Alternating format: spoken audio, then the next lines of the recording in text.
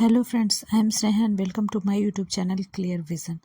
तो अगर आप अपने इन्वेस्टमेंट का कुछ हिस्सा अगर लेना चाहते हैं डिविडेंड के तौर पे और ताकि हमारा खर्च भी चलता रहे, तो उसके लिए यहाँ पे बेस्ट फंड हम लेकर के आए हैं जिसका नाम है, तो वैसे फंड का चुनाव किए हैं आज हम।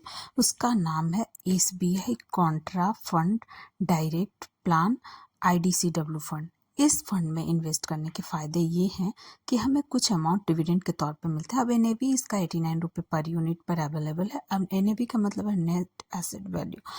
तो अब हम देख रहे हैं कि इसका फंडामेंटल फंड साइज जो है वो 45,495 रुपीज़ 0.71 करोड़ का। वही एक्सपेंस रेशियो 0.68% का। लॉन्च डेट काफ़ी टाइम हो गया, 1 जनवरी 2013।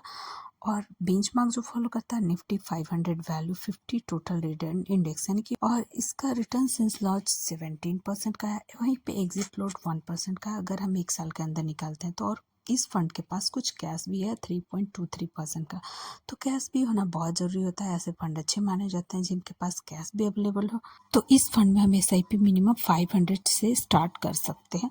तो चलिए अब हम इस फंड के रिटर्न को भी देख लेते हैं। तो 1 साल में 4%, 3 साल में 27.43% और 5 साल में 34.64% का रिटर्न बना के दिया।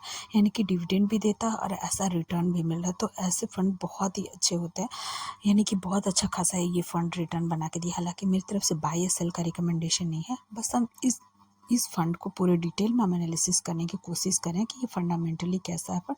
अब हम इसके सेक्टर एलोकेशन को देखेंगे तो इस फंड ने फाइनेंशियल में 26.70% का इन्वेस्ट किया। वहीं एनर्जी सेक्टर में 15.50 का, टेक्नोलॉजी में 7.92% का, हेल्थ केयर में 7.01% का और कंज्यूमर स्टेपल्स में 6.97% और अदर्स में 35.90% का इन्वेस्ट किया है। वीडियो में आगे चले उसे लोगों से छोटा सा रिक्वेस्ट है कि चैनल पे नया है तो चैनल को सब्सक्राइब कर, लाइक करें और ज़्यादा से ज़्यादा शेयर करें। चलिए अब हम इस फंड के कुछ पोर्टफोलियो स्टॉक्स को देख लेते हैं कि आखिर इस फंड ने किस किस स्टॉक में इन्वेस्ट किया। तो पहला है HDFC बैंक लिमिटेड, दूसरा रिलायंस इंडस्ट्रीज लिमिटेड, तीसरा ITC, चौथा कोटक महिंद्रा बैंक लिमिटेड और पांचवा गेल इंडिया लिमिटेड। यानी कि इस तरह की बड़ी बड़ी कंपनियों में ये फंड जो है वो इन्वेस्ट किया है। तो अगर हम मिनिमम इस फंड में अगर SIP करते 5,000 पर मंथ का, ज़्यादा नहीं, इंटरेस्ट रेट हम ज़्यादा नहीं लेंगे, आपको रिटर्न दिखा चुके हैं कि कितना का इसको रिटर्न मिला है इस फंड में।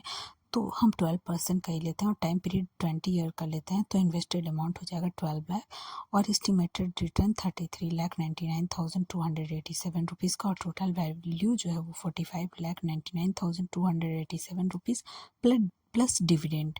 यानी कि इसके अलावा डिविडेंड भी ये फंड देता है। तो ऐसे फंड का चुनाव करना यानी कि कुछ लिक्विड अमाउंट भी हमें मिलता रहेगा और रिटर्न भी काफ़ी अच्छे मिलेंगे। तो ऐसे फंड का चुनाव करना बहुत ज़रूरी है। अगर आपको ऐसे फंड नहीं चाहिए तो भी हमें लोगों को अच्छा लगा तो चैनल को सब्सक्राइब करें और ज़्यादा से ज़्यादा शेयर करें। Thank you.